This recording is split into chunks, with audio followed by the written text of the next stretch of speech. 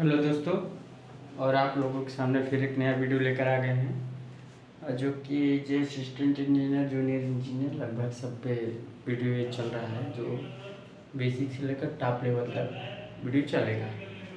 और मेरे कि आप लोग अच्छे से पढ़ाई करो, क्योंकि आपका जो पढ़ाई करोगे तो तभी आप आगे जाओगे, वरना आगे नहीं जा पाओगे। आगे जाने के लिए आपको मेहनत करनी पड़ेगी, और मेहनत के हिसाब से होनी चाहिए, वो आप पर डिपेंड करता है कि आप किस अनुसार मेहनत करते हो। तो एक चीज़ और है, वीडियो अच्छी लग रही तो लाइक और सब्सक्राइब करें, अपने दोस्त साथ शेयर कीजिए। आइए चलते हैं और देखते हैं आज हम लोग पढ़ेंगे। अच्छा, कल पढ़े थे क्या, बीच कल टू आई पान ए पी पढ़े थे ब्राइटनेस में। आई इक्वल टू हम क्या लिख सकते हैं, पाई आर स्क्वायर लिख सकते हैं, और I equal to r square into upon pi, तो किसके बराबर हो जाएगा, बी इक्वल टू ये अपन पाई, समझ गए होंगे, इसके बराबर हो जाएगा। ठीक, अब हम लोग चलते हैं, नोट डाउन कर लीजिए।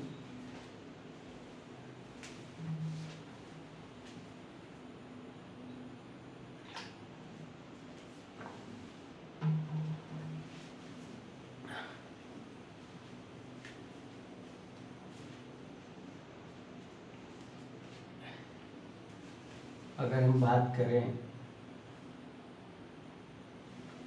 क्या, एक होता है एम एस सी पी, इसको बोलते हैं मीन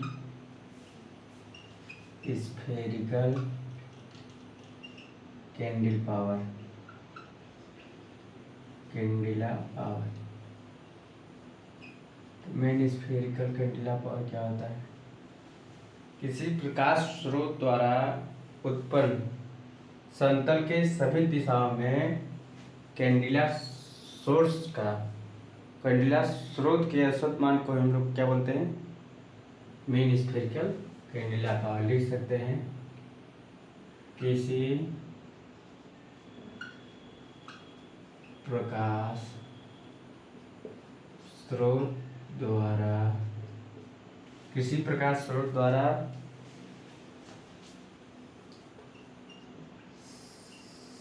समतल के सभी दिशाओं में, समतल के सभी दिशाओं में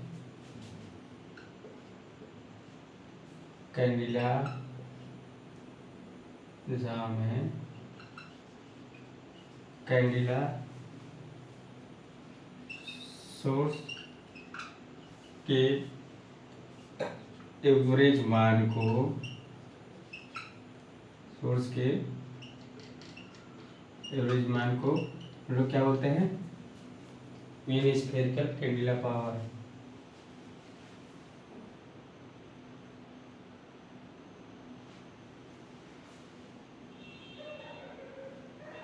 यहाँ उत्पन्न लिख सकते हो, उत्पन्न लिख लो, किसी प्रकाश स्रोत द्वारा उत्पन्न समतल के सभी दिशा में कैंडिला सोर्स के एवरेज मान को ही एमएससीपी कहते हैं।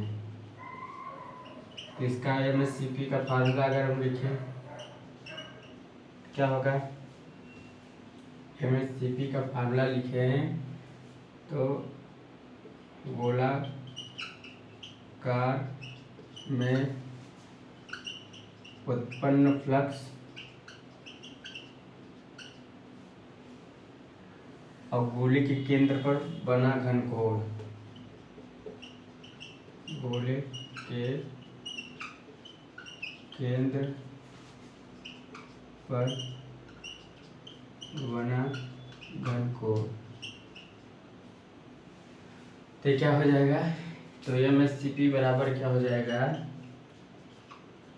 पाई अपान 4 पाई, पाई अपान 4 पाई। नोट डाउन कर लीजिए।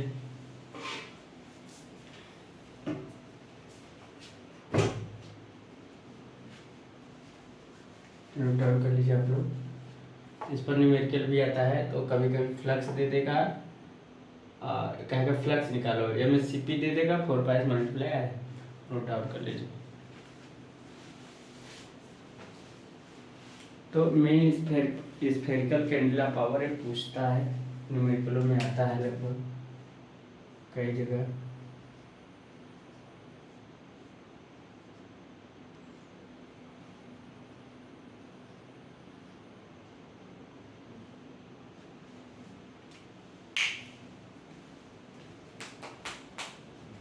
इलेक्ट्रिकल मशीन लगभग 2GT लेवल तक इलेक्ट्रिकल मशीन लगभग पढ़ा ही दिए हैं, 2GT लेवल तक। ठीक, जो TG2 लेवल की तैयारी कर रहे हैं उनके लिए इलेक्ट्रिकल मशीन लगभग समाप्त हो चुकी है।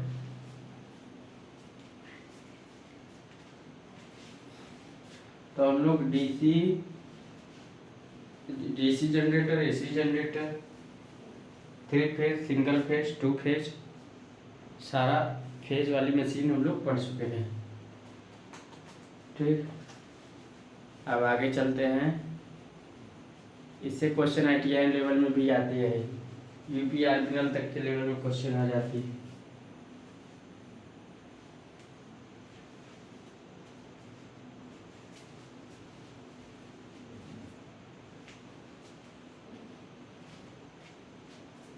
नोट डाउन कर लिए होंगे। अब आगे चलते हैं। अब आता है MSCP, मीन हॉरिजॉन्टल,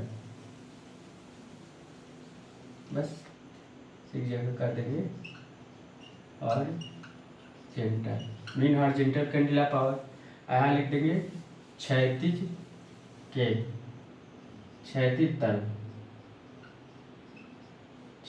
तल के सभी दिशाओं में कैंडिला सोर्स के एवरेज मान को ही हम लोग क्या बोलते हैं, मीन स्फेरिकल। अब यहाँ क्या लिखेंगे,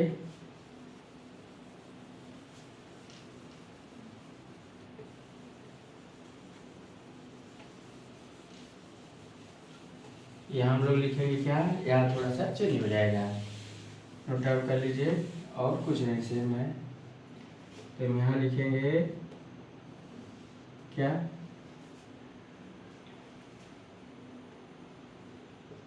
क्षैतिज तल पर उत्पन्न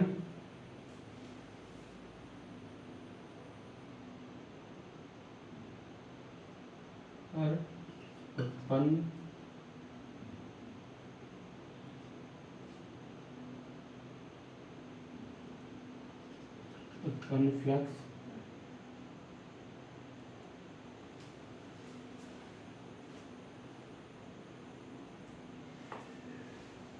या ल्यूमिनस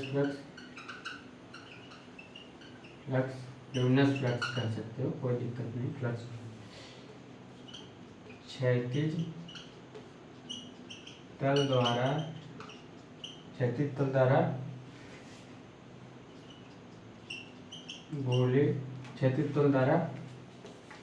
बना घन कोण।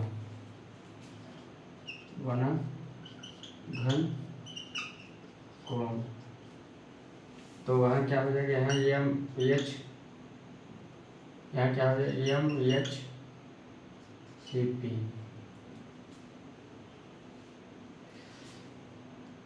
यहाँ क्या हो जाएगा, π/ω। डन कर सेम वही है।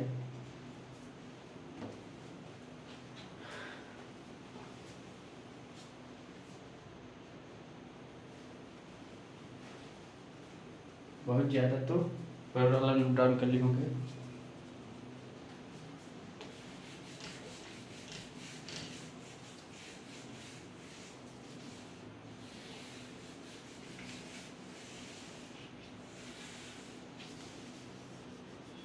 देखो नेटवर्क तो है बड़ा, नेटवर्क थोड़ा पहले हम इसका थ्योरी खींचेंगे, क्योंकि नेटवर्क का न्यूमेरिकल बहुत ज़्यादा है। नेटवर्क का हम लोग न्यूमेरिकल थोड़ा चलेंगे बाद में, अगर न्यूमेरिकल तो बीच बीच में न्यूमेरिकल हम लोग लगाते रहेंगे।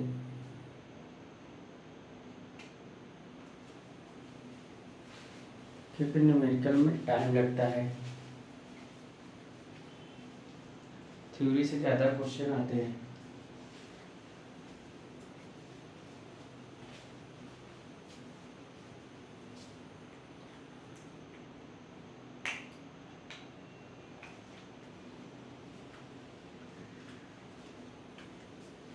तो थोड़ा ध्यान देना।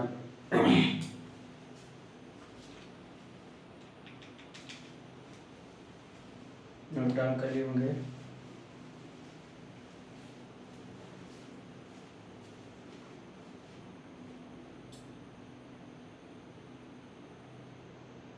इसको रिलेट करते हैं, आगे चलते हैं। ये नोट डाउन कर लीजिए। सेम है, किसी प्रकाश स्रोत द्वारा उत्पन्न क्षैतिज तल के सभी दिशा में कैंडिला सोर्स के एवरेज मान को ही एमएससीपी बोलते हैं। अब आता है, क्या आता है,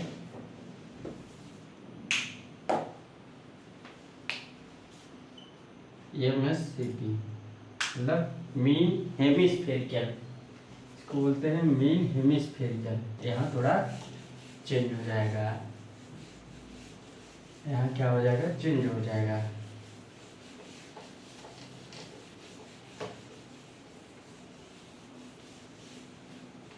यहाँ थोड़ा चेंज हो जाएगा। मीन हेमिस्फेरिकल,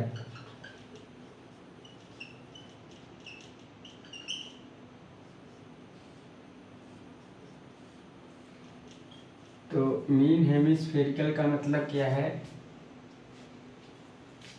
किसी प्रकाश स्रोत द्वारा उत्पन्न, किसी प्रकाश स्रोत द्वारा उत्पन्न क्षैतिज तल के ऊपर या नीचे तथा समतल के सभी दिशाओं में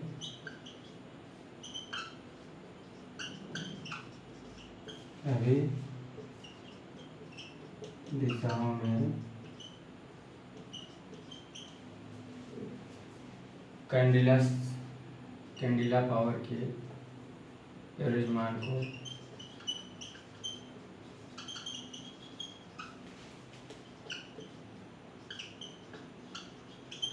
एवरेज वैल्यू को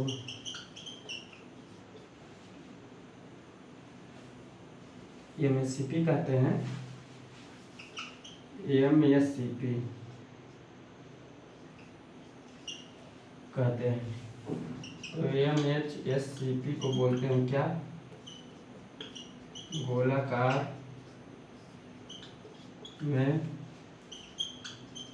उत्पन्न ल्यूमिनस फ्लक्स अपन अर्धगोलाकार, अर्धगोलाकार में उत्पन्न ल्यूमिनस फ्लक्स और अर्ध गोले के केंद्र पर बना घनकोण। तो क्या हो जाएगा, एमएससीपी हो जाएगा 5.25। नोट डाउन कर लीजिए 5.25।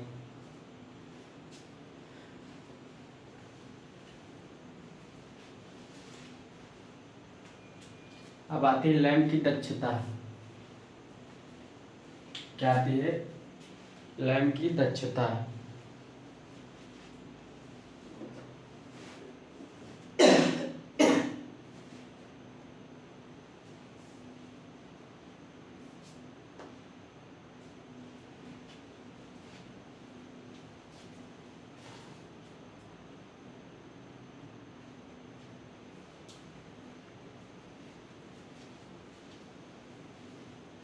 लैंप की दक्षता। नोट डाउन कर लीजिए। अब आगे चलते हैं।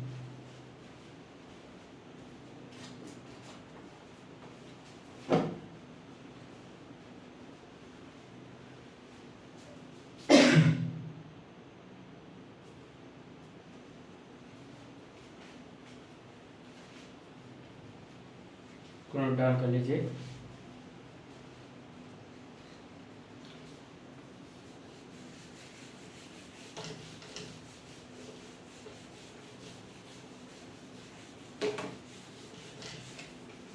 अब क्या होता है? लैंप की दक्षता।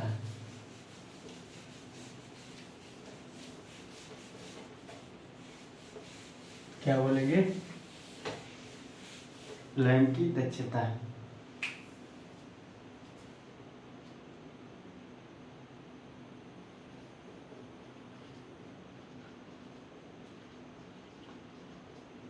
Efficiency of lamp. लैंप की दक्षता क्या आती है? उत्पन्न ल्यूमिनस फ्लक्स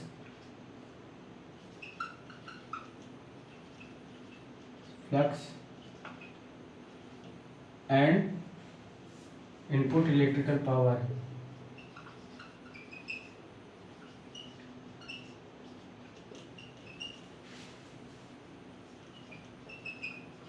ठीक, या हो गए। तो ये लैंप की दक्षता है। अगर इसका हम लोग इफिशियंसी ऑफ लैंप, ठीक, अगर हम लोग इसका यूनिट निकाल, ये फार्मूला है उत्पन्न luminous flux input electric power. अगर हम इसकी यूनिट निकालें तो ल्यूमन पर वाट या वाट पर कैंडिला होता है। वाट पर कैंडिला भी होता है, याद रखिए। कभी वाट पर कैंडिला भी पूछ लिया, आप तक क्वेश्चन में पूछ सकता है। ल्यूमन पर वाट ज़्यादातर पूछता है, वाट पर कैंडिला। अब नोट डाउन कर लीजिए। ये तो लैंप की दक्षता।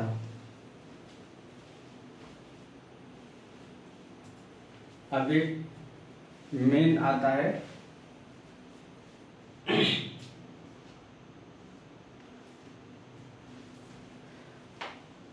नोट डाउन कर लीजिए।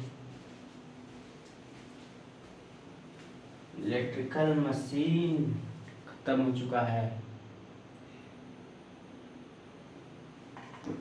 उसमें अल्टरनेटर बचा है और सिंक्रोनस मोटर बचा है।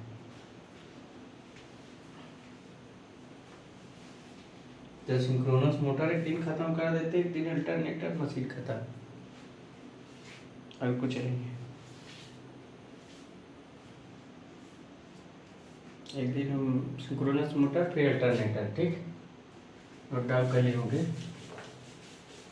कि बात कुछ नहीं रह जाएगा। इलेक्ट्रिकल मशीन में कुछ है ही नहीं, बस थोड़ा लेंथी है, लेंथी। अब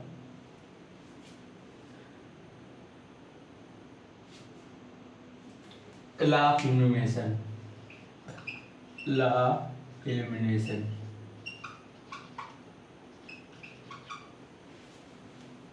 लॉ ऑफ इल्यूमिनेंस, प्रदीपन के नियम, इसे बोलते हैं प्रदीपन के नियम। हिंदी में लिख सकते हो प्रदीपन या प्रदीप्ति के नियम। प्रदीपन या प्रदीप्ति, प्रदीप्ति के नियम। पहला नियम क्या कहता है इसका? कि जो इल्यूमिनेशन है वो ल्यूमेन इंटेंसिटी के समानुपाती होता है। और पहला नियम यह कहता है। दूसरा नियम कहता है इल्यूमिनेशन है प्रकाश सोर्स से किसी बिंदु पर दूरी हो के वर्ग के समानुपाती होता है, दूरी होता है, इसको बोलते हैं दूरी। और तीसरा होता है लैम्बर्ट कोसाइन नियम। लैम्बर्ट क्या बोलते हैं? लैम्बर्ट कोसाइन नियम। तो लैम्बर्ट कोसाइन ला अगर देखा जाए क्या होता है, इसको कहते हैं किसी बिंदु पर लंब, मान लो किसी पॉइंट पर लंब, किसी बिंदु पर प्रदीपन, उस बिंदु पर लंब तब तथा ल्यूमिनस फ्लक्स, ये पॉइंट है, क्या बोल रहा है, किसी पॉइंट पर किसी बिंदु पर प्रदीपन, उस बिंदु पर लंब डाले और ल्यूमिनस फ्लक्स हो, ये क्या हो, ल्यूमिनस फ्लक्स हो के बीच बने कोज्या के समानुपाती होता है। तो लिख सकते हैं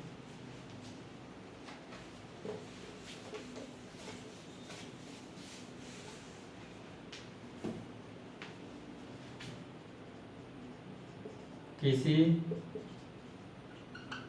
बिंदु पर लंब, किसी बिंदु पर लंब और किसी बिंदु पर प्रदीपन और उस बिंदु पर लंब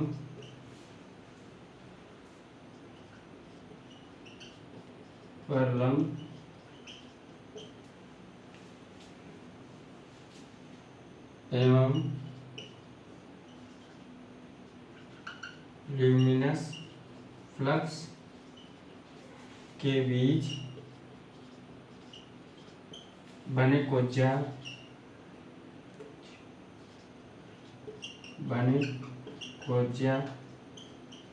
के समानुपाती होता है,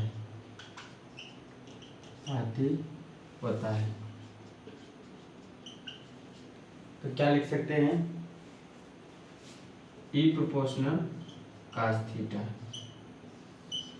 E proportional cos theta note down कर लीजिए। अगर हम तीनों अगर हम मिला के लिखिए तो क्या होगा, E equal to I cos theta per R square, note down कर लीजिए, फार्मूला आता है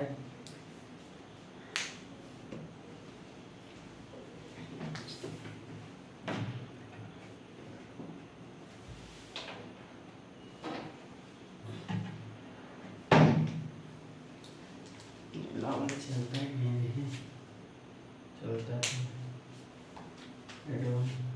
नोट डाउन कर लीजिए, चेक कर रहे हैं किसी, चलो इसी से लिखते हैं।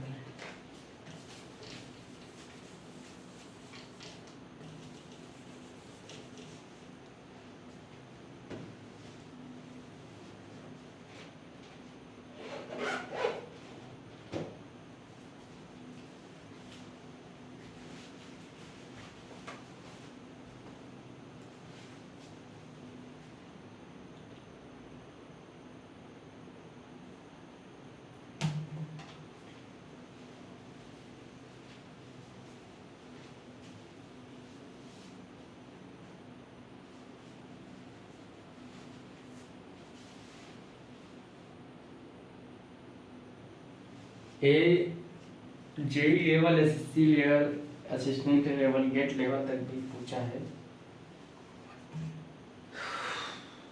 थोड़ा सा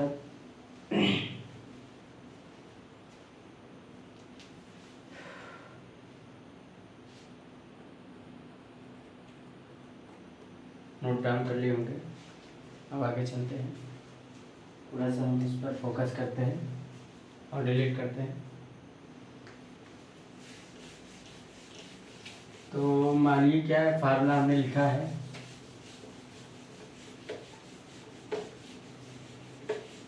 लैम्बर्ट कोज्जा साइन नियम। मानिए आपका यहाँ कोई लाइट है, सोर्स ऑफ लाइट सोर्स, क्या है, सोर्स, लाइट सोर्स है, यह विलंब है, ठीक। यहाँ थीटा एंगल बना तो यहाँ थीटा बनेगा, यहाँ एच बनेगा, यहाँ आर बनेगा, डिस्टेंस, यहाँ लेंथ, ठीक। अगर हम cos थीटा लिखे तो आधार बटे कर्ण, एच अपान आर। अब अगर हम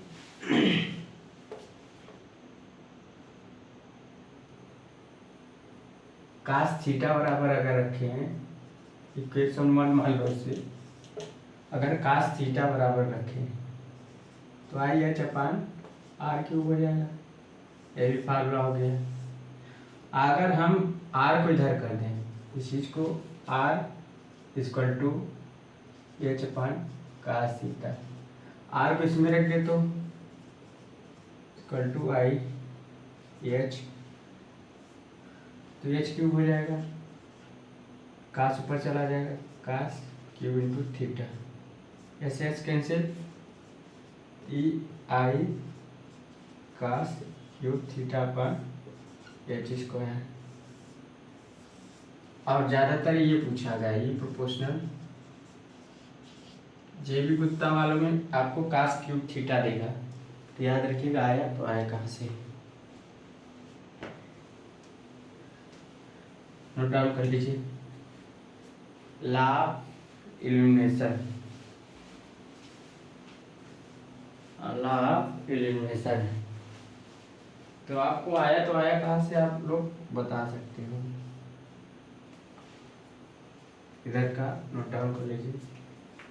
ये वाला कहीं कहीं ये पूछा गया है, पूछा नहीं, अगर पूछ सकता है तो ये समझ गए, E illumination proportional cos cube theta होता है, कहीं कहीं ऑप्शन में आ सकता है, इंपॉर्टेंट करके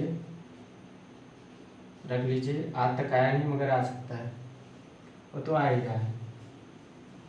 इसको बोलते हैं अभिलंब,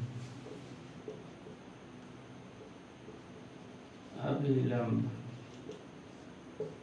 समझ रहे होगे। तो यहाँ अगर हम देखा जाए यहाँ से,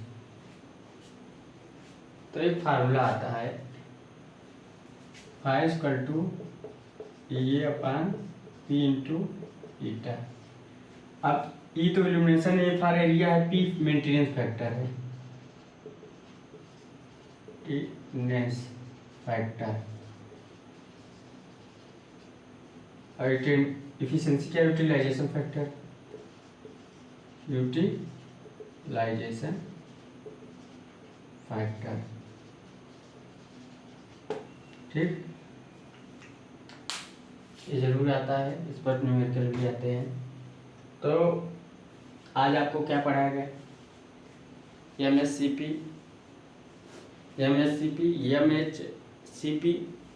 एमएचएससीपी और लॉ ऑफ इल्यूमिनेशन, इल्यूमिनेशन के नियम, और ये फार्मूला पढ़ाया गया, लैम्बर्ट कोचा साइन नियम भी पढ़ाया गया। तो आप लोग मन लगा के पढ़िएगा और आप लोग अच्छे से पढ़िएगा और सब नोट डाउन करते जाइएगा, आप लोगों के फ्यूचर के लिए है, और जितना आप पढ़ते जाएंगे उतना अच्छा रहेगा। So thanks.